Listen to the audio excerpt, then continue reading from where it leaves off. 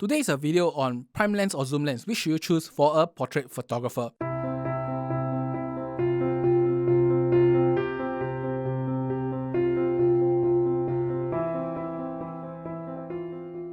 I'm Richard and welcome to Zappy Productions. If you have followed my YouTube or my Instagram, you should know I do a lot of portraits. By the way, if you have not followed my Instagram, go down to the description below, click on the link there, it will bring you to my Instagram page. Now, for a photographer, a lot of times, especially a portrait photographer, we ask ourselves, do you want a portrait or do you want a zoom? Now, for me, it's really simple. Optical quality wise, in modern lenses, it really doesn't matter. Anything from the modern Z series, R series, GFX series, prime and zoom, almost same image quality to me.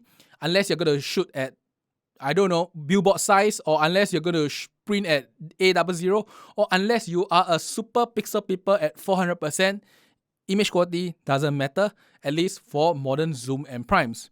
The thing that matters more is the variability and the aperture itself for the same given price.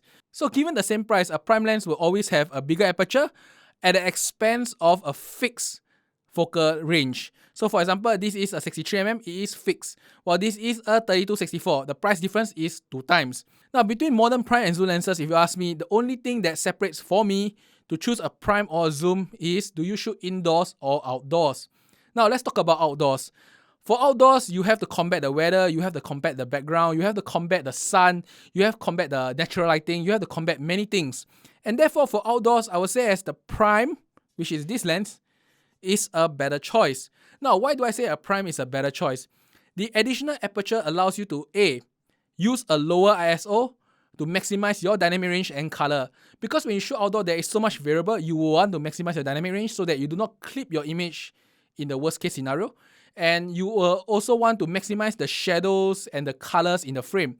Because if you raise your ISO, you will introduce noise, you will degrade your color, and that's not what you want. Because especially for skin tone, the moment they degrade, it is very fake and waxy.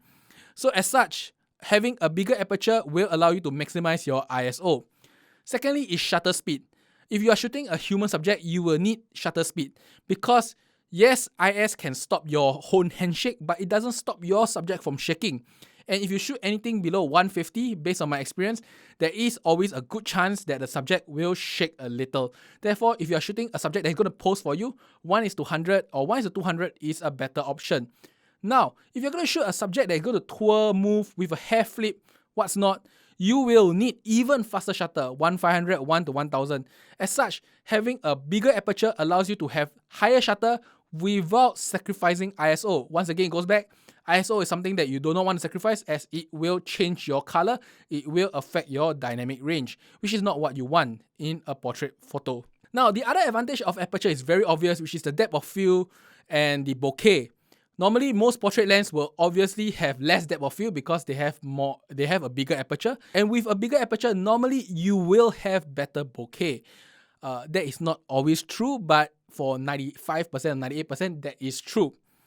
Now, that is important because, once again, you cannot control the background 100%. You know that you're going to shoot in front of this building today for maybe whatever purpose. However, you cannot control what people put in front of the building. Today, they can put a signboard. Today, they can put a bulldozer. Today, they can put a car, whatever, right? You cannot control what people are going to put in front of the building that you want to shoot in front of. As such, ability to control your depth of field, ability to control what you want to bokeh in a frame will help you a lot for outdoors. And sometimes you may want the bokeh to be very deliberate because you see this very colorful background. But without bokeh, this colorful background will turn into a very messy, spotty background. And therefore, having a bigger aperture will give you the option to do isolation with depth of field and bokeh, but also allow you to maximize if you see such colorful backgrounds using the bokeh itself. Now, the other thing about prime lenses, I would recommend why they are useful for outdoor is because they allow you to train your mind. Because when you do outdoor photography, you will walk around with your models. A lot of times, you cannot afford to put the camera at your face and keep walking with it.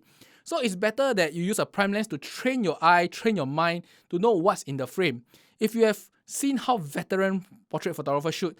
They will suddenly just stop and tell the model, hey, that is a good frame. But how do they know it's a good frame without carrying the camera up to their eyes? Because with that particular prime lens, they have already trained their mind and their eyes to know what is in the frame and what's out of the frame, and therefore they know what is the best angle as they move around outdoors. This is really, really useful, and I think it's a good life skill, especially if you like to shoot a lot of portraiture like me. I pretty much can tell what's an 85mm frame. I also can pretty much tell what's a 50mm frame.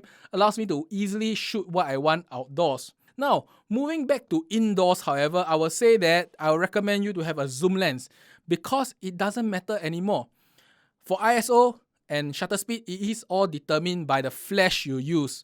If you are using a flash, shutter speed is something that is negligible. And if you're using flash, more often than not, you can shoot at the minimum ISO easily. So ISO shutter speed is out of the equation. Now, regarding separation, depth of field, and bokeh, if you are going to shoot indoor, firstly, there is not much distance between you and the subject and the background, and therefore, more often than not, you will not get any significant bokeh unless you shoot at f1.0. The other thing is, if you're going to shoot indoor, the condition is a lot more controlled. As I said earlier, outdoor you can't control it, but indoor, really, almost everything behind the model is something that you want. And therefore, you really don't need to bokeh or separate the model in any meaningful way. And then, for separation itself, you could use lights to separate indoor easily. You could just put a flash behind the model. You could light the background to separate it. You could play with shadow and light indoors easily. And therefore, for indoor separation using bokeh is really something of a non-issue if you ask me. The other thing is the frame itself. Now, for indoors, you are limited by space. And for indoors itself, as I say, everything in the frame is already predetermined by you. Therefore, having a variable zoom is very convenient. And sometimes when you reach the tight corner itself, you may want the ability to zoom in and out to just control your frame easily rather than backing off because you can't back anymore. You are at the corner. So therefore, if you ask me, if you are doing indoor portraits, I will recommend you to get a good zoom rather than a prime lens. And pretty much that is my suggestion for you. If you are shooting outdoors, try to get a prime lens. If you're shooting indoors, try to get a zoom lens because for outdoors, aperture really matters and to train your mind is a very good technique. But for indoors, that really doesn't matter, and more often than not, using flash is a more important concept for indoor photography itself. And that's about it for today's video. If you do enjoy such talks by me on why do I choose certain equipment or what do I recommend, do like and subscribe because I will definitely do more of such videos. If not, just follow and see whatever you want. Till the next video, I will see you again. Bye bye.